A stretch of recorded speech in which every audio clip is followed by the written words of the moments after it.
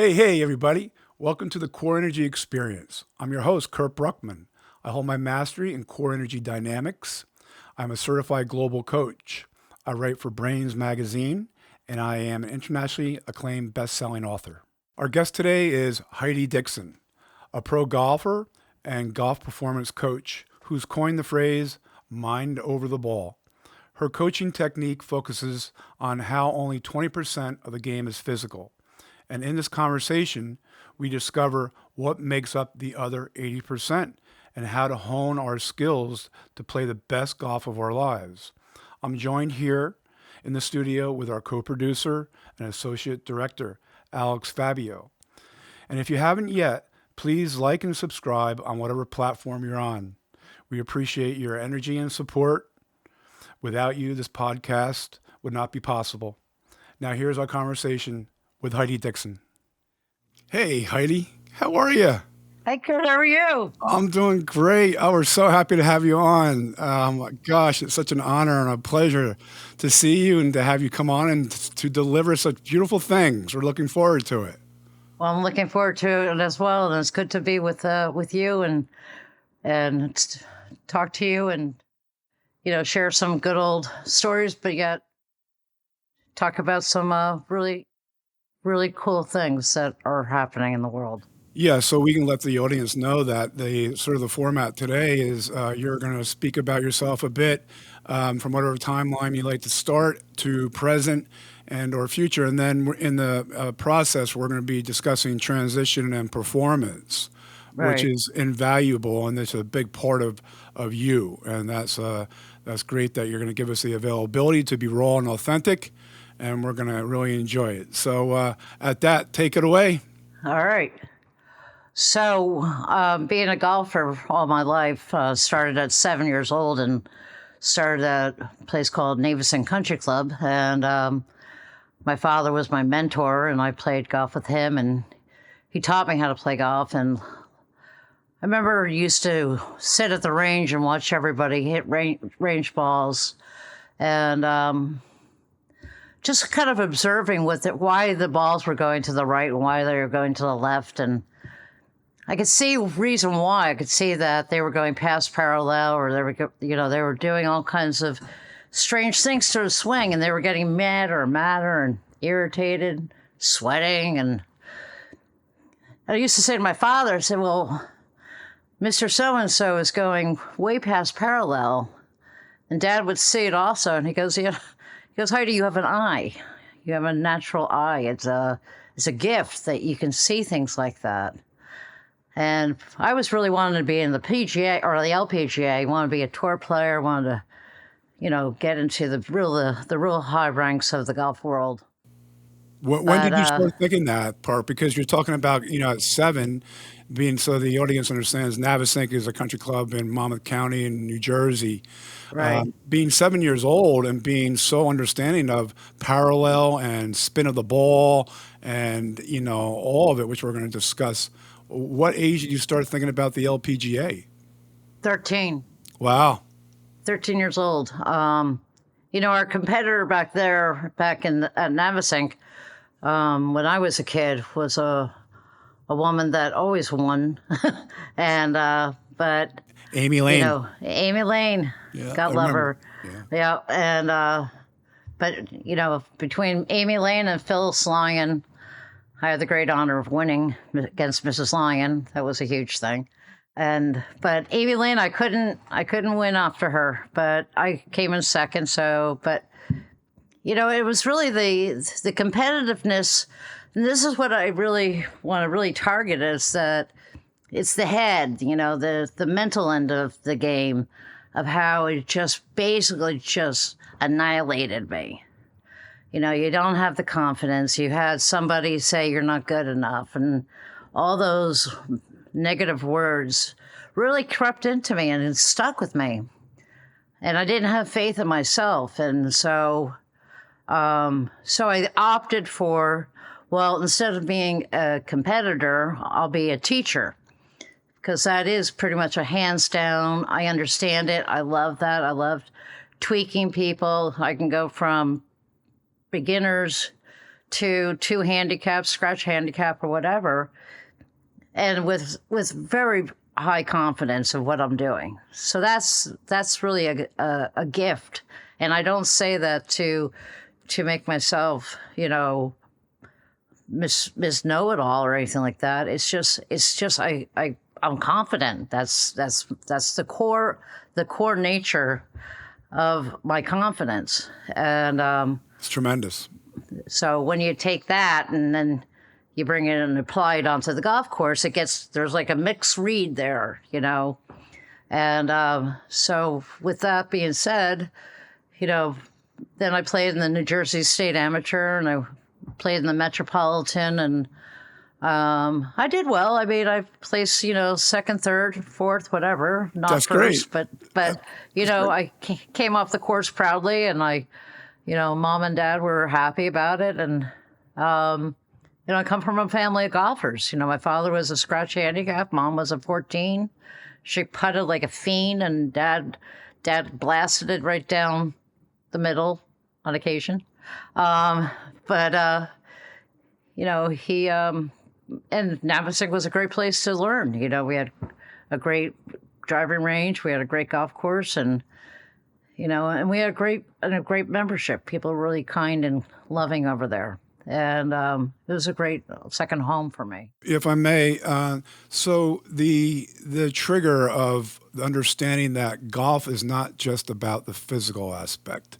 It is, so much about the mental aspect. And as you and I have discussed over the course of time since we've reconnected about core, and, you're big into the core, and you're going to go there now with us a little bit.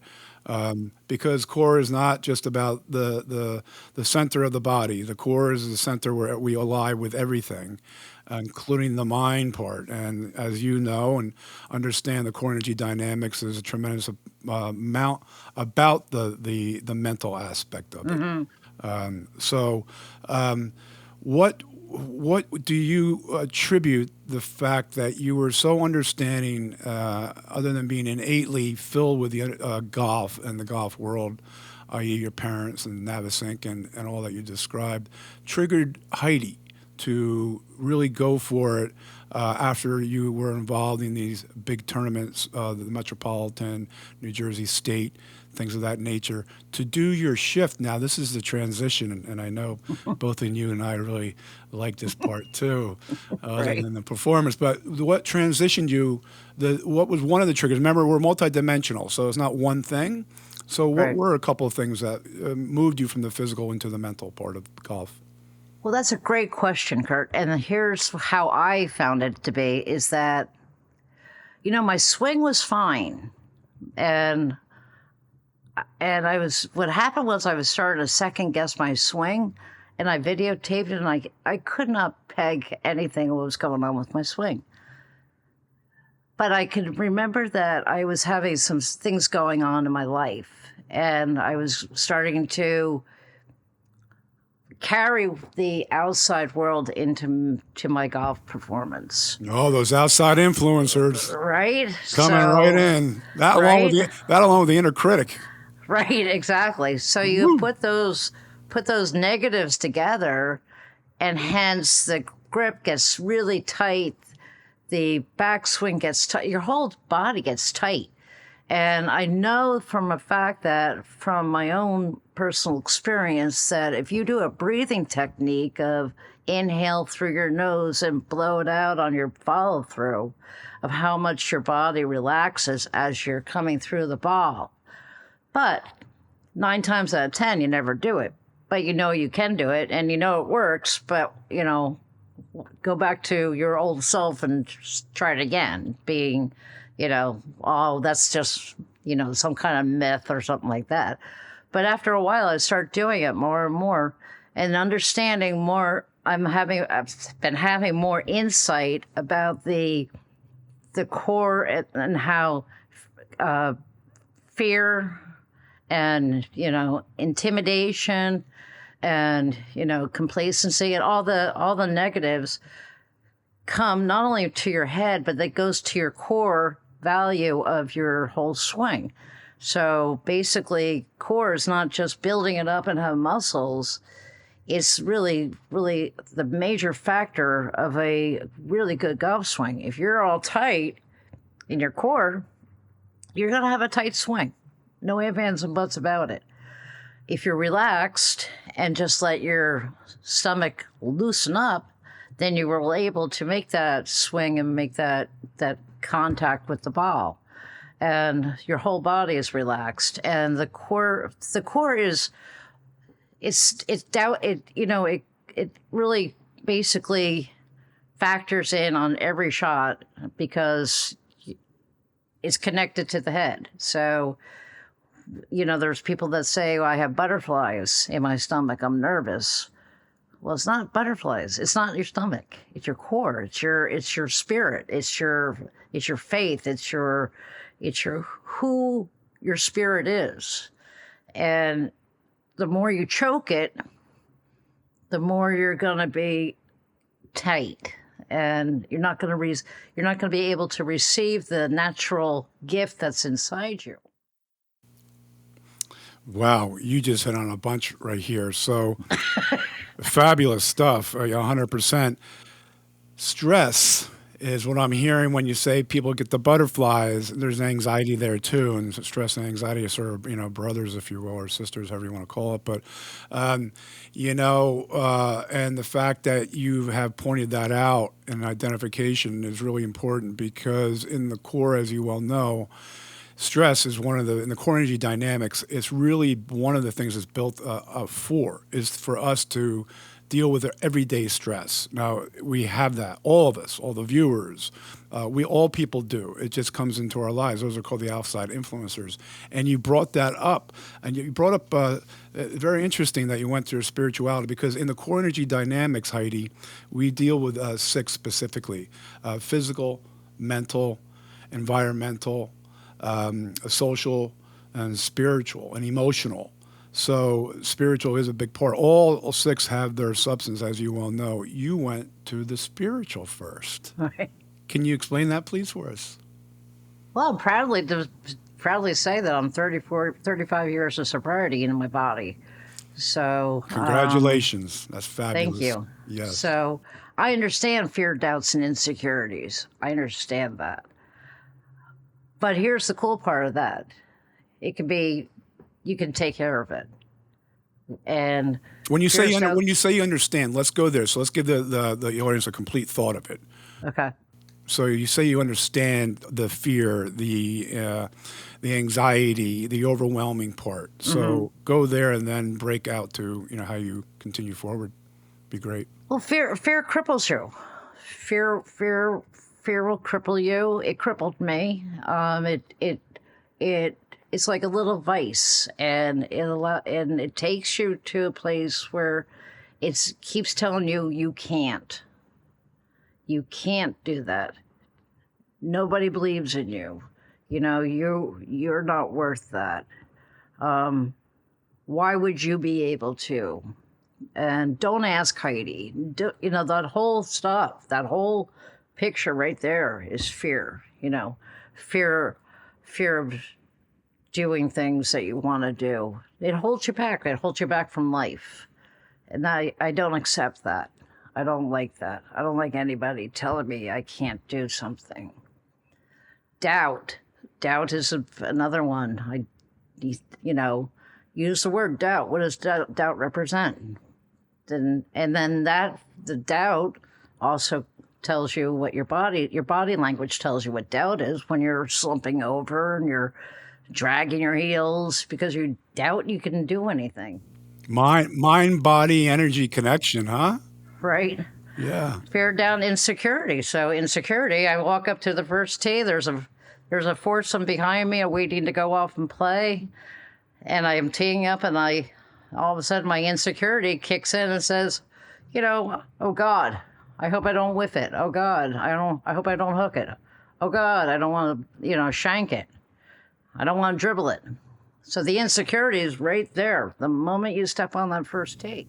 You're talking about performance here now too. Now you're mixing. I love this because now you're mixing the Well, it kind of transition. goes With hands the in hand. well, that's just it. That's what core energy does. There, these we break it down as we know into the four concentrations. We start first: transition, leadership, performance, and the well-being. But then there are layers, as we just pointed out, six energy influencers. Then there's this discipline. So yes, you're spot on all of it. You get it. It is all intertwined.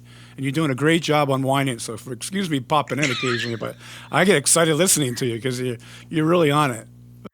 Well, I'm enthusiastic. I mean, it's an epiphany. It really is, though, Kurt. It's like an ephany of mine. It's like I get it.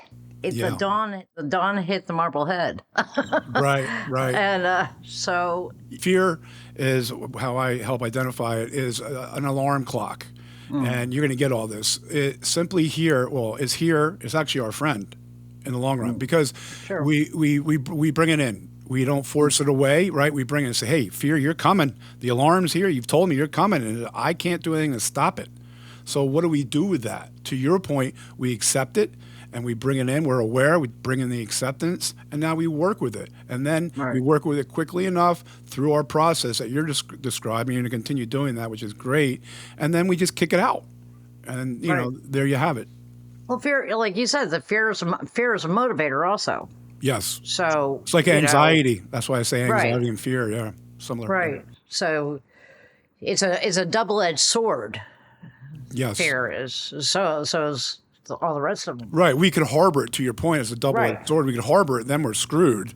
Right, right. Then we're down the rabbit hole, and gosh, knows how long it's going to take to come out of that, which we will. Right. Because time's our friend, right? The energy will shift and we'll come out. And like you said, we'll have enough being banged on the head. And we're going to force ourselves out of there. So let's go there. So you mentioned that. That's where I kind of interrupted. Let's continue Go with ahead. that. You got the bang, bang on the head, and now you're off to performance and the transition and all. You're beautiful. Sorry, this is so fun. I mean, it's like saw you last week. Yeah, exactly. It's great. Yeah, I mean, it's just so basically how I factor when I'm playing golf or anything, basically anything. There you is go. that there's a great book called Blink, and it's the first gut impulse that's going on in your head, and 9 times out of 10, no one listens to it. But if you do, everything runs smoothly. But if you don't, probably not a good day.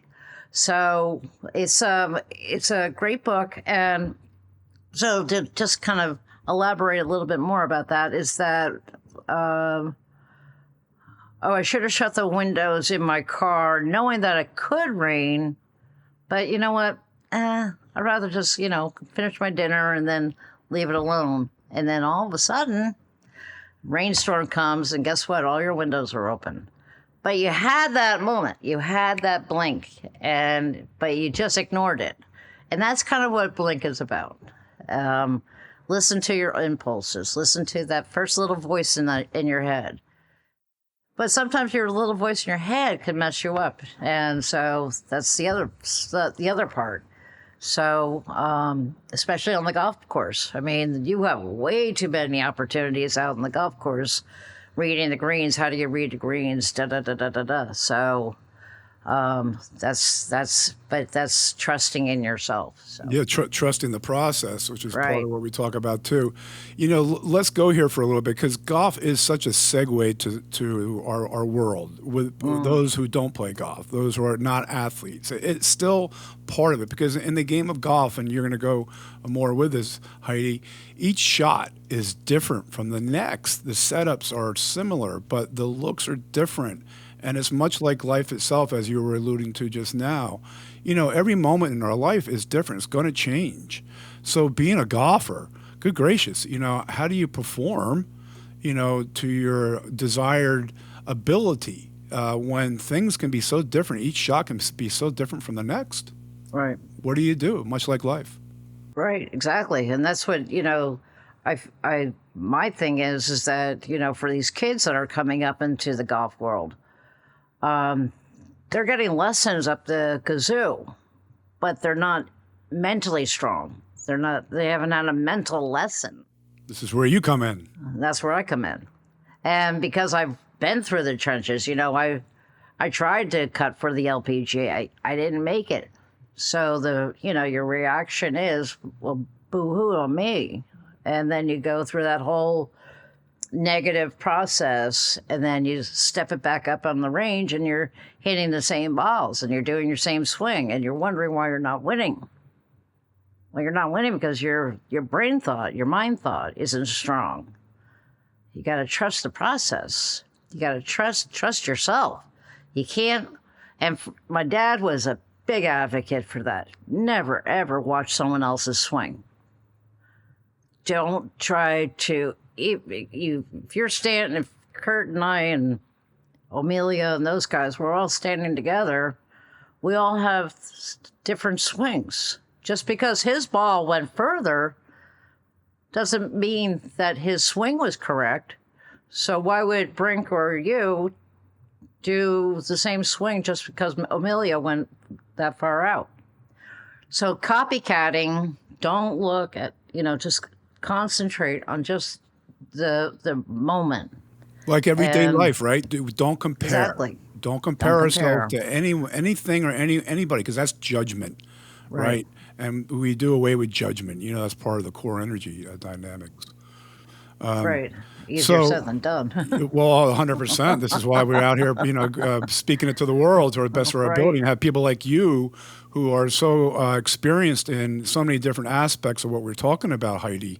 And this is why we're so happy and honored to have you on, one of the many reasons.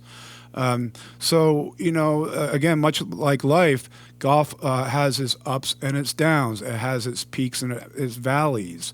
Explain to the audience how you, in your life and in golfing world, and how you also teach that to the golfers themselves, how to handle the massive swings. And as you know the core energy, two energies that we deal with specifically are the anabolic.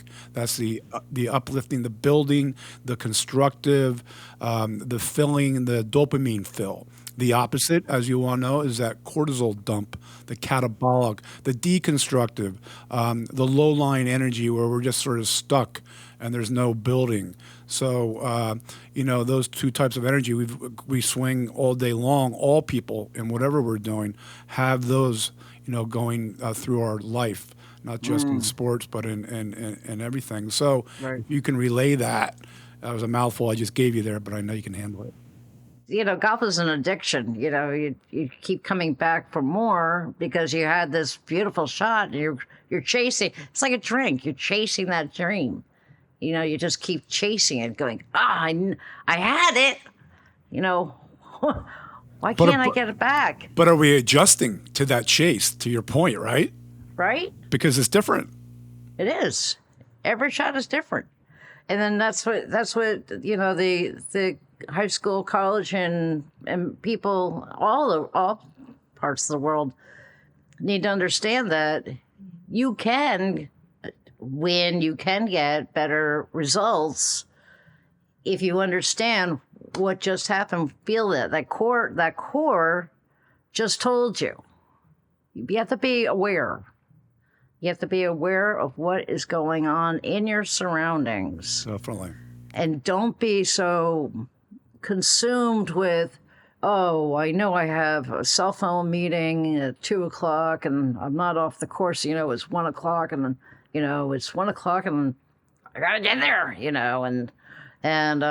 Or there's a twosome in front of you and they're slower than molasses, and they won't let you through because those days are gone. Yes. And so you're held up, and all of a sudden you're all angst up, and so your core is about ready to pop, and everything is just unnerved, and so it's.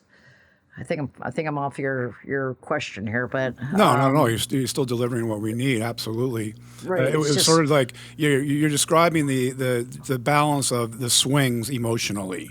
Right. I mean, your core has to be centered to have a good swing. To your point. Yeah. Exactly. You and I both know that since Gordon Leslie. Yes. So, exactly. And then, right? and the same in everyday life, right? In other Right. words, that's part of our adjustment. We're constantly adjusting. We're constantly transitioning through, your point about understanding transition and working with it. And, in those moments that you're explaining, to capture those moments, be aware of them, be acceptance of them, validate them, work with them, because then we create opportunity to trust our process, right? And then we go to that choice, whether it's conscious choice or choice. We choose that. So we profess conscious choice, which gives us the empowerment to continue through into our transition and eventually into another transformation, which we go through many in our lives. So, you're speaking the language here all the way through. Let's touch on something a little bit that I know is part of your core, NLP, neuro linguistics programming. And that's something that the audience has been learning a little bit, the ones who have been watching. But those who are just joining us, it's important for us to understand what that means. And the neurolinguistics program is how language influences our behavior, our thoughts and behavior. So, people will ask, it's like, in other words, how do we speak to ourselves? Speak to ourselves differently, more kindly. You've been through this in your life, in the battles of addiction and the battles of the game of golf and, everything else that we go through in our life. And so I use an example as to earlier you kind of went here about language that let's say I set a goal. My goal for this week is for 1 week is to lose 10 pounds. Well, at the end of the week, I've lost 8. Now the catabolic comes in, because I didn't reach the goal, but we were successful because, as you know, as everything that you are, success is in the moment. It's not just finished product; it's in the moment. So replace goal with intention. So there's a time to use certain words and a time not to, and that is one of them because we have been successful. We lost 8 pounds in a week. That's pretty damn good. So it's really how we speak to ourselves that changes our thoughts and, again, the behavior, the judgment. Heidi, for instance, and then let you continue, is the judgment of how we're supposed to act as children from what our grandparents, our great grandparents taught our grandparents is different from what our grandparents taught our parents. Now, from parents teaching children these days, very much different, right? With everything that goes on, this life is just so fast and furious. Mm. With that being said, understanding that we are in constant flux and in constant motion, and when things get to be shitty, we can work ourselves out of that by surrounding ourselves with different thoughts. Thoughts that are more energetic, thoughts that are more kind. The inner critic, we all battle the damn inner critic, Mm. and it takes hold of us. You know this. So how have you able to apply, kinder words to yourself, not just in recovery, but in your life and in golf? And how do you how do you position yourself to deliver that to your students in golf? Well, that took a lot of practice, Kurt. I'll tell you. I mean, I was very hard on myself, and I had a lot of critics in my past. Um, Not easy. Not easy. Not easy at all. And certainly shouldn't be there, We don't know what goes on in other people's boots, so to speak, right? So, Right. Yeah. treat people with kindness and respect and then see what comes back. Right. But go ahead with that about, speaking differently to not only yourself, but to, people that you coach. Well, yeah. It's. I look at it in a kinder way. I mean, I think that's a lot of help from my recovery. Thy own self be true. So, Indeed. um, we're human, so we make mistakes. Okay, we get that. To make an amends to other people after you make the mistakes is also really a humbling thing to do, but yet you need to do it. So that's where being nicer. There's no need to be mean. I can change my attitude. I can change the people that come up on the driving range at my lessons. they can come in with quite an attitude, and they want to do, the first thing they want to do is pull out the driver and hit balls.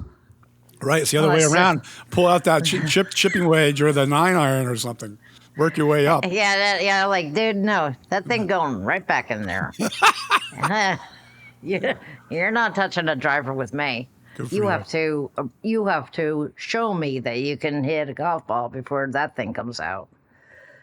So, but they're all geared up and everything, and so instead of me fighting them because I know what I'm talking about and what I'm doing, just be nicer about it. I truly believe that my lessons are successful because I am a nice person, and I make it light. So the brain will now receive the information.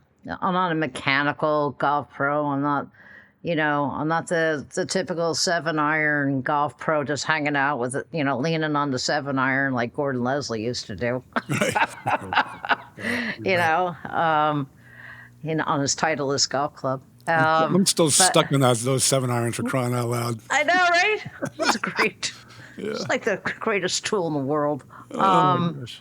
So anyway, but to be kind, I just I come from a large family of 7 kids. I'm the last of 7. There's a lot of energy. There's a lot of personality, and we're not all kind. We're not all nice, but it's a choice. You can choose to be nice.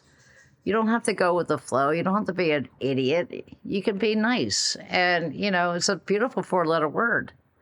And so use it. I mean, it really doesn't take much of it. And my mom used to say, smile even though you don't want to smile, You bet. Smile, and then the other one was smile and let others try to figure out what you're smiling about. Well, I have to say that our mothers, as you know, were quite close friends, and we have relationships there. My mother, the same, and my dad taught me, and I think my grandfather as well. Grandparents are into this, but anyway, I recall Mom and Dad specifically saying, "Kurt, when you walk into a room, walk with your head held high and smile. And when you walk out of that room, do the same thing. Always look ahead, smile." And I was like, I don't want to smile. I don't even want to go to dinner for crying out loud. What the hell? I don't want to do that shit. I want to go play the boys and do whatever I want to do. I said, no, you're going to come to dinner, you're going to get dressed up, and you're going to smile about it. So when I was mopey at the table, like, you better not be mopey when you get up. Even if you go to the bathroom, you're going to smile. So the message that we were getting and that resonates with you and I and, plenty of the audience is that it's so much easier to smile than it is to frown. The energy, neuroscience, they've discovered, and they've quite poignantly have shown that the energy of being happy is much easier achieved than the energy of being angry. And, with that being said, the world's starting to figure that. I think the younger generations, Heidi, are more tuned into it these days, and I do a fair amount of work with them. I know you do too. So let's go there for a minute, because both of us work with different age groups. What are you finding in the younger age group as far as their desire to achieve performance in golfing and in the athletic world that you're around, but in particularly in golf? What are you seeing? What are your takeaways from how things are developing for the younger generations, not just in golf, but in life? Oh, well, I got plenty of nephews and nieces that I can speak about on that. There we go. Experience again, right? Yeah. Okay. Well, in the golf atmosphere, it's they don't really know how to communicate. It's a app, let me app Kurt, let's text. It's all these fingers. So what I do is I say, well, let's apply your fingers and all that onto a grip. And, let's... Wow, you're good. That's great. So, just, you're holding your... back in the day, I used to say, I'd have a contractor and he, worked with his hands with a hammer. And so I used to say, well, you take the hammer and you use it with your wrist. You're cocking your wrist, right? You're not smashing it with your arm and shoulder. And he goes, right. And I said, okay. So, that's very important for me to understand what people do for work so that I can apply that kind of stuff to it. Wow. So I go up to the kids nowadays and I say, well, how do you hold your cell phone? Oh, shit, really? Yeah. That's great. And so they go, what? And I said, how do you hold your cell phone? Do you hold it with your fingertips or you hold it with your palm? And they're like, with the fingertips? I'm like, perfect. So now I'm going to put the golf club in your hand and you're going to hold it in the knuckle area of your fingertips, not in your palm. And they're like, I can relate to that. I'm like, yeah, because it's a familiar feel. So, muscle memorization. You're hitting on it. Exactly. You're so good. Yeah. Yeah. It's kind of you got to think out of the box. You got to you got to get those little clicks in your head and say, okay, I work with this generation. This generation is different. They're fast. They're fast paced. Right. They don't have time. They have no time for life. They wake up in the morning at the crack of dawn. They're on the bus. They go to school. Then they go to some kind of, sports thing. They get home. They have dinner. They have to homework. And then they go to bed by 10, then back up at 5 to go to school. That's not a life, Kurt. I mean, these kids are machines. They're not children. Definitely different. So it's a whole different field. And so for us as the adults to understand what I'm asking them what they want to learn instead of what I want to do to them. That's huge. That's great. That right there is that part of the communication that a lot of, teachers, coaches, people in general just overlook. We have to build a relationship in order to communicate properly. And again, that goes back to that, those two words we were talking about, treat everyone with kindness and respect, and then we see what we get back. But anyway, wow, that's a great example, Heidi. That's really cool. You have some good techniques, I'm sure. So when you say that the younger generation they're quick at everything, we all agree with that. And thank you for the analogy.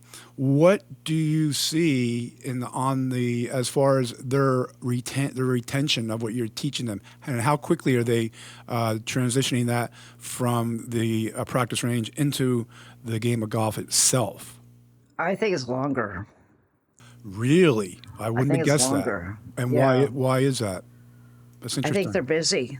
Their head is busy. Their head is busy, and so the concentration level is gone. I think I mean literally. I mean I have a young girl right now, 15 years old, and she's solid. She can stay on the range with me for an hour, but you can see in the end of the while there's 10 minutes left. She's getting tired. The posture's fading. That's a lot of balls to hit, as you well know. For 15-year-old girl, God bless her. I know, right? But they're tired. I think they're tired. I think they're overwhelmed. And so, for me to approach them and to ask them how they want to play, how do they want to learn, and they don't know. So that's the good thing. So I can segue myself into that.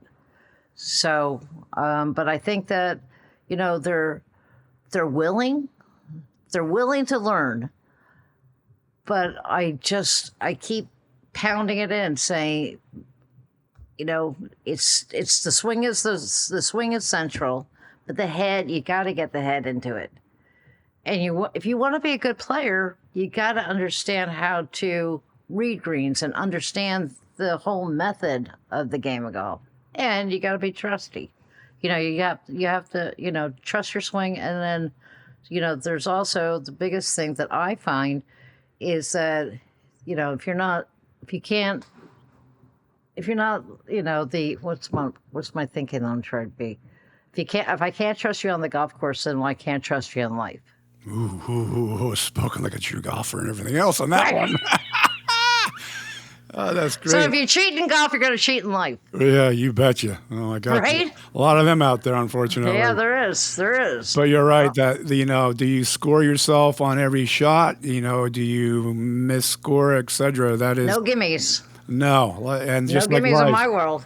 No, and just like life is, listen, everyone's they got their own stage. They're the main actor. You don't get another shot at it. There's no dress rehearsal.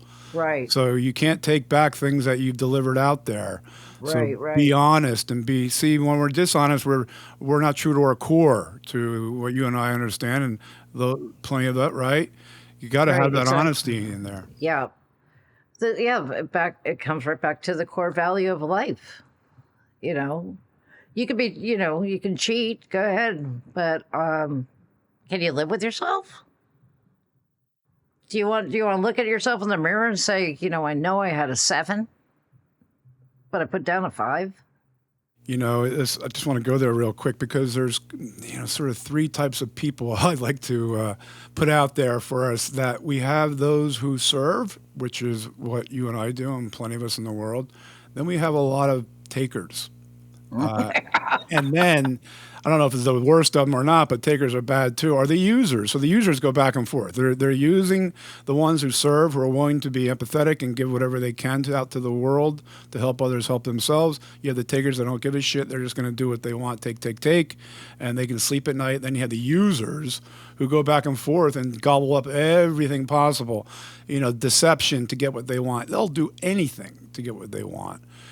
So it's kind of interesting, and a lot of people push back with me about that, I know, but that's okay because that's what I've found in my life and studies and plenty of people that I've spoken with. We can sort of, justify that example. I'm not saying that everyone has to be one of the three, but more than likely it's in us in some sort of way. Absolutely, yeah. Yes. Heidi, let's move on a little bit because we have a little more time. And gosh, you're delivering such fabulous material here, and I know the audience is enjoying it. When we speak about transition and performance in life, we can narrow it down to certain things. What would you narrow it down in golf to relate to what we have in life? The transition is happening every day, right, in our life. And it's also happening in golf, as we pointed out, in each shot, approach to each shot. There's a different type of, a little bit of a different type of attitude towards it because it's a visual, it's something different. And performance, we're designed to do the best that we can.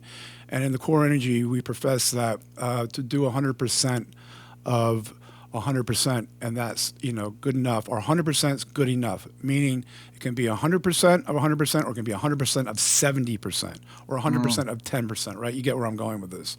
Just give it your all. Give it your 100%. Be true to your core and performance. So how do you relate to your students and your the people that you're working with in the golf world, both physically and the mental side, with the understanding of transition and performance? Because that's what we're doing. We're transitioning into the performance of the game. And how do you see that relate to the world as it is? The performance end of it is so many factors. I was going to start with factor one is how do you perform yourself in front of others? And so, you walk in, you have to have confidence. Your performance is confidence, your shoulders back, chest down, stomach in.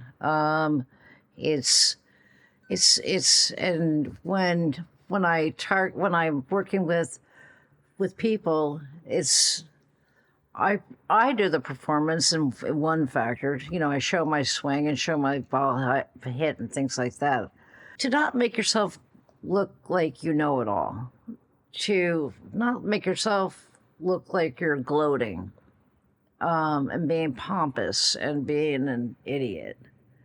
Performance is you walk in with confidence, you know what you're doing, and you come in and you embrace the moment with warmth and confidence, and then your performance then in turn comes into a really beautiful thing. It's everybody is calm and relaxed because you're not intimidating.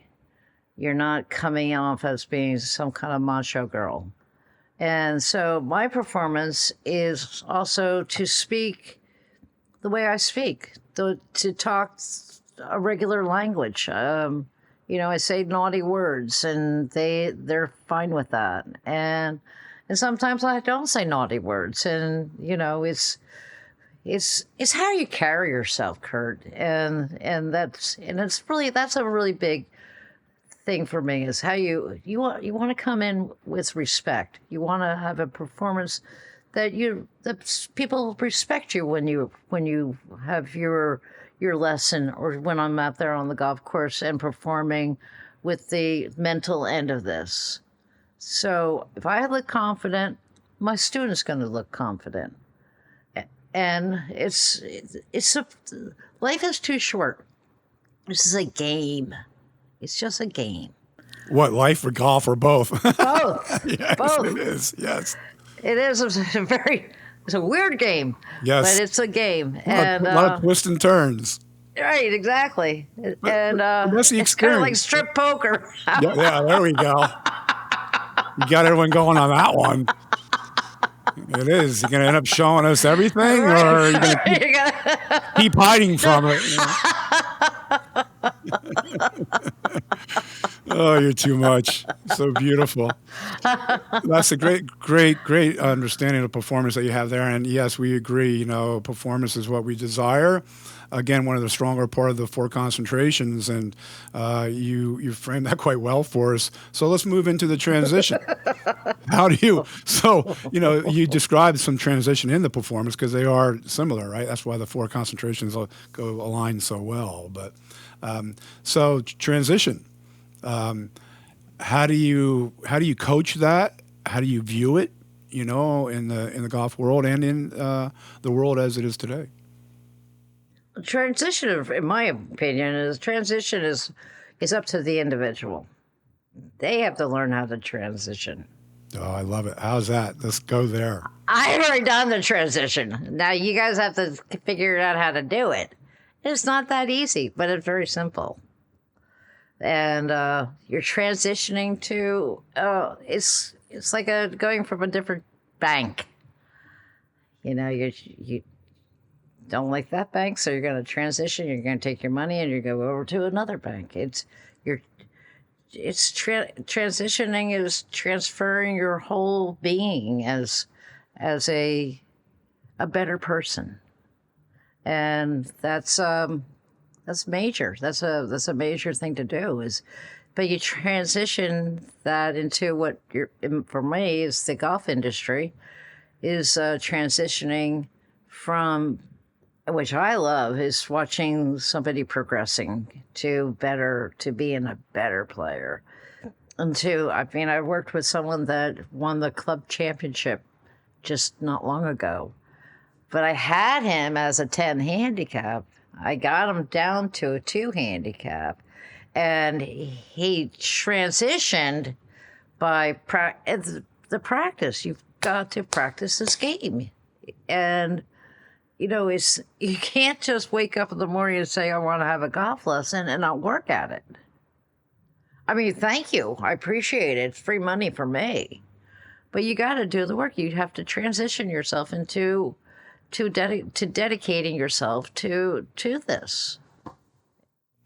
To your point, it's the ability to, again, back to what you mentioned and we practice here also in the core energy dynamics, is trusting your process and taking the action. Words are words, and you and I have heard plenty of people talk words and their actions show something totally different. So goodbye with the words and goodbye with that person, pretty much. There's plenty of other people to meet in life for sure. But can't buy it back. No, you can't buy it back. But that part of the transition that you're pointing to is very important. That we understand it doesn't happen in an instant. It will happen relatively quickly or longer. The time frames of transition vary to every individual. To your point, and how we approach that a little bit different to every individual. But we profess in the core energy that transition is nothing but a good thing. That we are, we get nervous about it because, again, that fear comes in because it's sort of the unknown. We're pushing ourselves into an area that we're uncomfortable, right? But also we have to understand in order to perform to our maximum ability is to be uncomfortable getting comfortable, not comfortable, being uncomfortable. That doesn't translate. That doesn't transition. I mean, it will, because time will take us through that eventually. But we want to execute to the best of our energy, and that comes from our core, to your point. And we have to work at it. It is all work. But if we go to what that means, look at you. Look at how you've been so successful in your life in every way, Hydi. You're so well respected amongst all your peers, and of course, you're the professionals as well. Maine knows Hydi Dixon for the fact that you will be raw, authentic, and you're going to speak your mind, but you're going to deliver success if the individuals are willing to follow and to practice what you profess that they should in order to achieve the best that they can in their performance. So, thank you. Yeah, 100%. That's you're spot on that one, Kurt. Really spot on. Well, it's tremendous having, known you all these years and continue to know you all more and to, Can't get rid of me. That's that beautiful thing, because you're delivering so much to so many people of goodness, and you're serving, Hydi, and you have every right to speak your mind, and it's important that we understand to respect that, because you're not talking bullshit. You're talking what we speak about, the core energy. You're talking about reality. You're talking about being raw, authentic, and this is what we need to be able to transition and to perform and create our own leadership, because we are our own leaders. We all speak for ourselves, and the well-being. Right? We want to be as healthy as possible. Some people want to do that monetarily or with material things. Others of us want to do it in a more meaningful, peaceful way of servants, or however that may be. So there are many different ways we can approach well-being, but we all have that too. So I do want to thank you for concentrating on the transition and the performance aspect of them, Hydi. You've delivered fabulous content today. Thank you. Really. Also, experience. Yes. Yeah. You want to talk about that real quick, and then we're gonna just tap into it. Is that just don't give up. I've had experience of why. Tell us why. Tell us about experience and why not to give up. Giving up is easy. Giving up is easy. If you want something, go for it. It may not happen.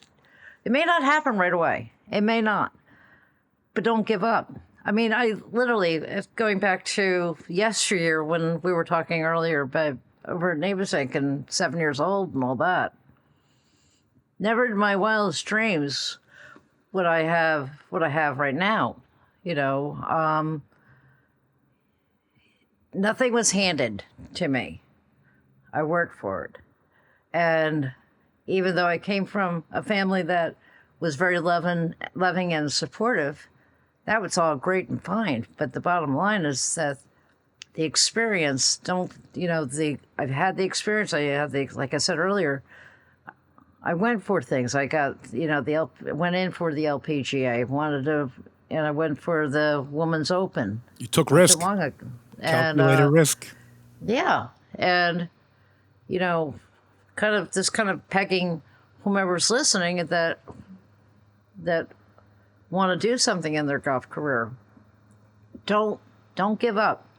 Don't feel as though you had one bad day. That doesn't dictate your whole life. It's a day. It's gone, right? And so interesting how one good shot can bring us back into the game. Right. Much like life, Right. There's plenty of it out there. I'm not saying there's only one, but there's times where there's one thing that triggers us back into alignment with ourselves, or it can trigger us out of alignment, right? It's like the game of golf. You have one errant shot, and next thing you know, the inner critic comes in and goes, "Oh man, I'm screwed here." And then you hear another errant shot, and then you're like, "Oh man, this game really sucks." And then you hit a really good shot, you go, "Wow, I'm pretty good. Let's keep playing." I got this now. Yeah. I got it. Oh, right? That's what they'll say. They'll say, "Oh, I got it. I'm good now." Yeah, absolutely. How about the last 3 holes where sliced it into the turtle's neck, you know? Yeah, you're ready to throw your clubs into the woods. I mean, it's just such a crazy understanding of how it is. But that's so indicative of what goes on in life too. Exactly. During the day, we're ready to throw in the towel, so to speak, or just to your point, give up on it. No, keep going to your point. Don't give up. Finish it. Finish whatever you're doing, and that's where the growth is, right? Right. Giving up is for losers. You betcha, 100%. You know? You're awesome. Heidi, this has been such a great pleasure, and we certainly look to having you back on again sometime soon. I'd love to. Thank you, You've really Kurt. been fabulous. So we're coming to the end of our time together today, and I have one last question for you, Heidi, if you don't mind. You right now are a blank piece of paper, a white sheet. The world as we know it now is very tumultuous, as you know. There's a lot going on out there, and the world needs help in many ways. And I think that people like us can do things to help. But back to it. The question is, what would you like to see done in the world? Again, you're a white sheet. You're a blank piece of paper right now. What would you put out there for the world? Be kind. Kindness. Let's find some kindness. It brings tears to my eyes.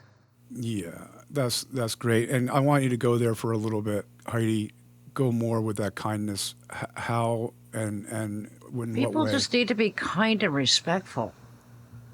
Why?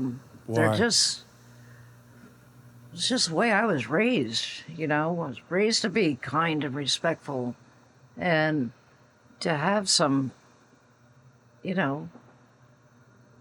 warmth in your life, warmth in your heart, warmth in your core. Everything's not always that bad. We're making it bad. But people are making it bad. The universe isn't. We're in charge of how we feel, and it's got to turn, and that's I don't like it, and it's sad. It's sad, and I'm 65 years old. We shouldn't have this feeling. We should be living our life to the fullest, and I just feel like there's no niceness and kindness anymore. No one respects, no one waves to you while you're driving a car. They're honking at you. They're doing all kinds of just being naughty. It's just mean. I don't like it.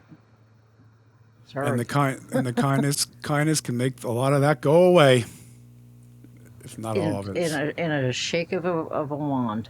It's just one word, right? One word. Yeah, it's just kindness. Just be kind. I'm with you. I don't. We don't have to Well, you love got me each other. choked up now a little bit there too, Heidi. I got to tell you, you delivered fabulous content today, and we're so happy that you joined us. I'm so grateful, Kurt. Thank you so very much. You're a good friend. Yes, absolutely, Thank Heidi, you. and back at you. And I know the audience has enjoyed it and got a lot of takeaways here. Heidi, you delivered fabulous content. And Thank you. Alex and I would like to thank you, and of course the audience, 100% as well. Thank you, everybody. Yeah. So Mindovertheball.com. Yes. So I want to go there. Before we sign off, if you may, tell us where the audience can find you in any way or however many ways that can be done. That'd be great. Sure. It's mindovertheball.com. And you can schedule lessons. You can schedule coaching lessons. And I'd be more than happy to talk with you and see how I can advance you, not only with your swing, but also with your mental part of it, the head game. Golf is really about 80% of it is the head game. And we really need to target that, strengthen that. It's just as much as strengthening your swing.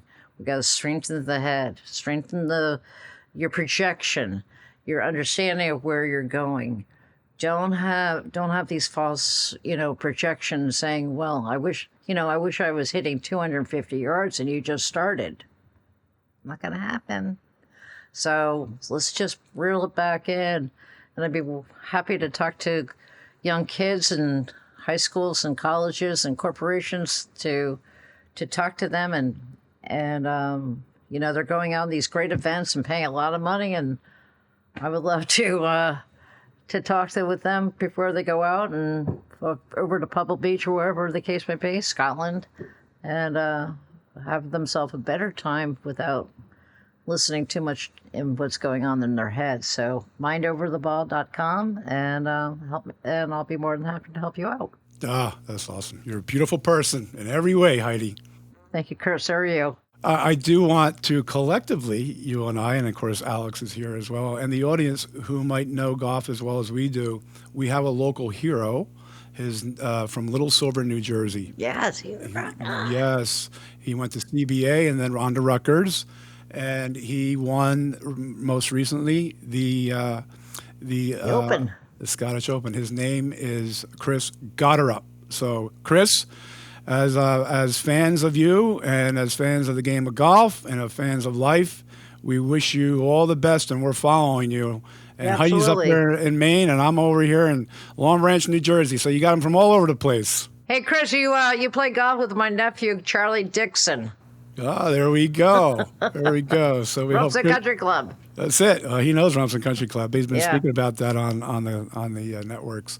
So Hydi, we've reached our time. Thank you again so much. We appreciate it. And audience, thank you so much for joining us and giving us your time and your energy. And remember, your mind is your power. Stay empowered.